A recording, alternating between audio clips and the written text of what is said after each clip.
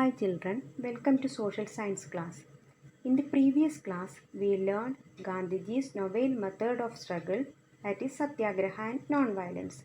Then regional Satyagraha conducted by Gandhiji, nationwide Satyagraha, Jallianwala Bagh massacre, Khilafat issue, non-cooperation movement, and the stages of non-cooperation movement, participation of various group of people in non-cooperation movement.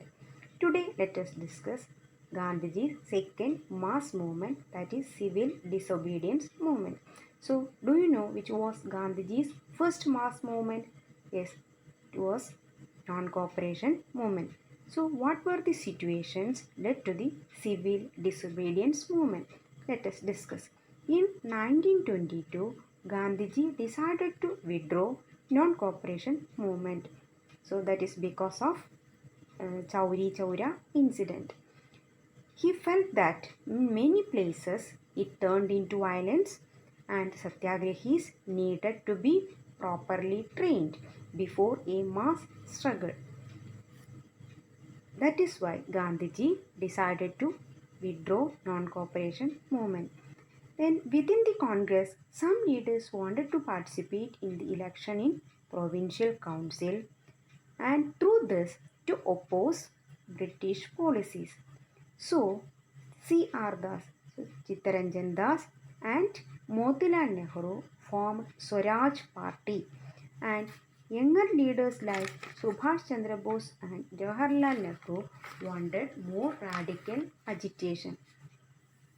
In such situation, two factors again shape Indian politics. One is worldwide economic depression and second one is the arrival of Simon Commission. So the first one, worldwide economic depression. So how this depression affected in India? As a result of the worldwide depression, the price of the agriculture product decreased. The demand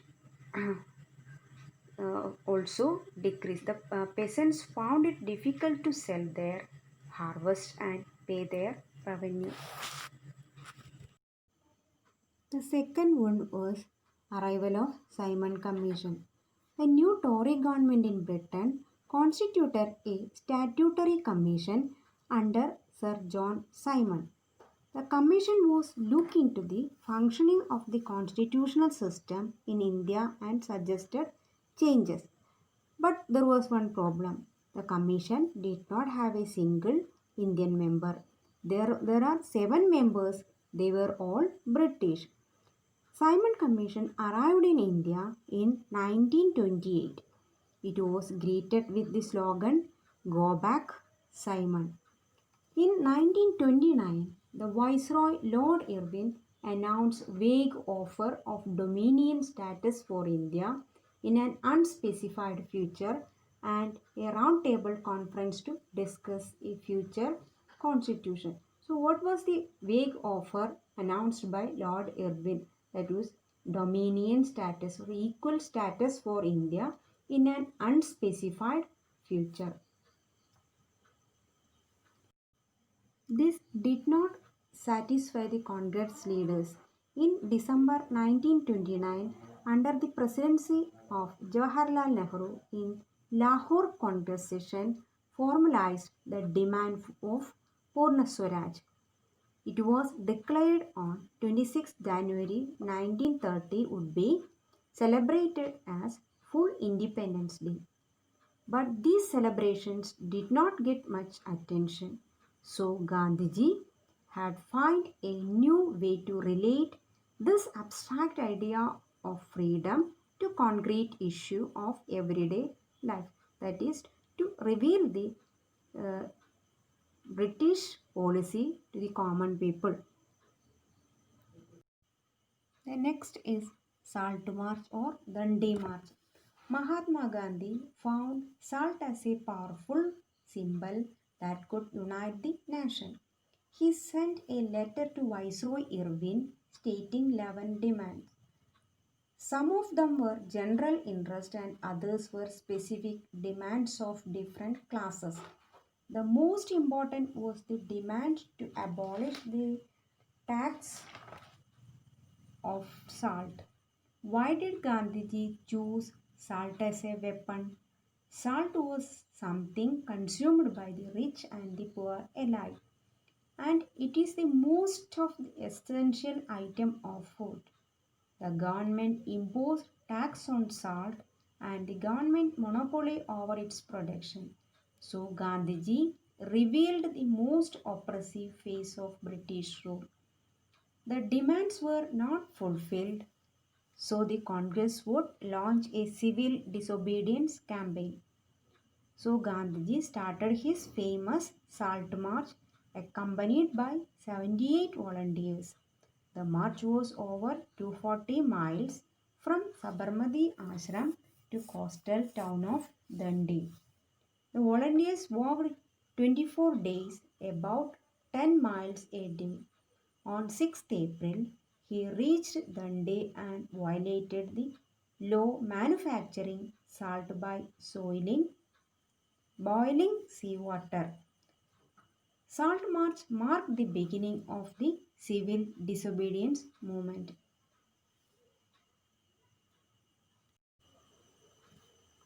In many places, people break the colonial laws. Many leaders were arrested. Khan Abdul Ghaffar Khan, disciple of Gandhiji, arrested. Khan Abdul Ghaffar Khan, known as Frontier Gandhi. Then peaceful satyagrahis were attacked. In such situation, Gandhiji decided to call off the a civil disobedience movement in 1931 and entered into a pact with Irvine. Gandhi-Irvine Pact. Gandhiji consented to participate in the Round Table Conference held in London. The Congress boycotted the first Round Table Conference in 1931. In the second Round Table Conference, Gandhiji participated, but he returned disappointed.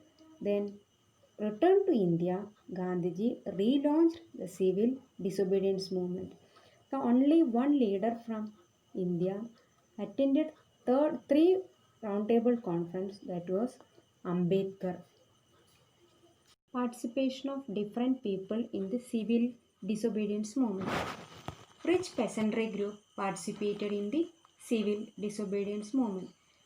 They demand the reduction in revenue and participated in the boycott program.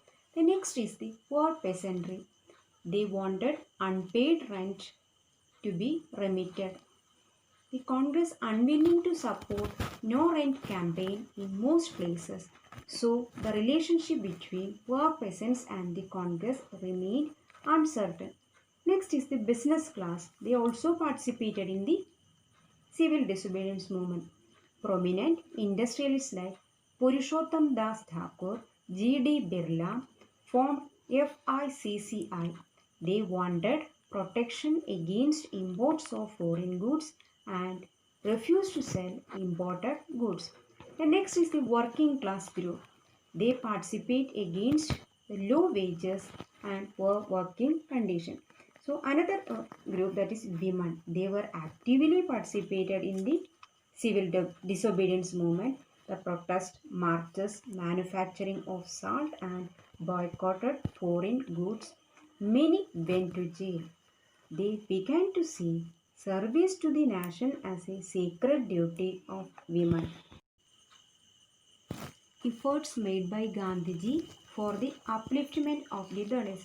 For a long time, the Congress had ignored the Dalits for fearing of offending the Sanatanis, that is the conservative high caste Hindus.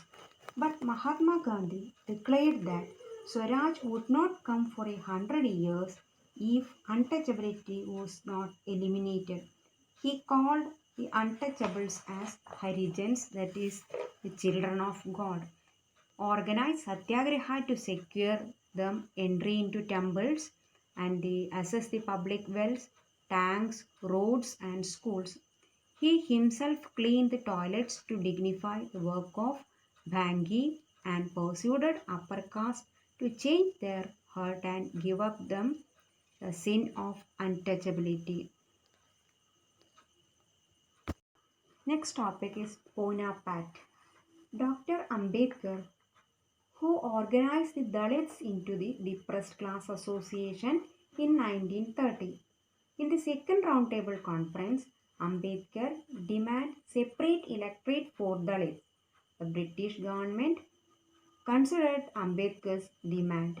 So Gandhiji began a fast unto death. He believed that the separate electorate for Dalits would slow down the national integration. At last, Ambedkar accepted Gandhiji's position and signed Pune Pact in 1932. So why did Gandhiji was against the separate or the reservation for the Dalits? He believed that it would slow down the national integration process. Next topic is the limitations of civil disobedience movement. Dalit participation was limited. They began organizing themselves, demanding reserved seat in educational institutions and separate electorates. The next limitation, Muslim political groups were also lukewarm in their response. Many Muslim leaders expressed their concern about the status of Muslims as a minority within India. They feared that the culture and identity of minorities would be submerged under the domination of Hindu majority. The third limitation, the industrial working class did not participate in the civil disobedience movement. Next, let us discuss the main difference between non-cooperation movement and civil disobedience movement. The first is the differences in year. The year of non-cooperation movement was 1920 to 22. The year of civil disobedience movement was 1930 to 34. The reason of non-cooperation movement was agitation against Jallianwala Bagh massacre. The reason of civil disobedience movement was the arrival of Simon Commission. The aim of non-cooperation movement was Swaraj, but the aim of civil disobedience movement was Purna Swaraj. The next difference is the method. The people were asked not to cooperate with the government by boycott the foreign goods and institutions in the non-cooperation movement. But in the civil disobedience movement, people were asked to break colonial rule. Next, the participation of people. Women were not actively participated in the non-cooperation movement, whereas in the civil disobedience movement, women were actively participated.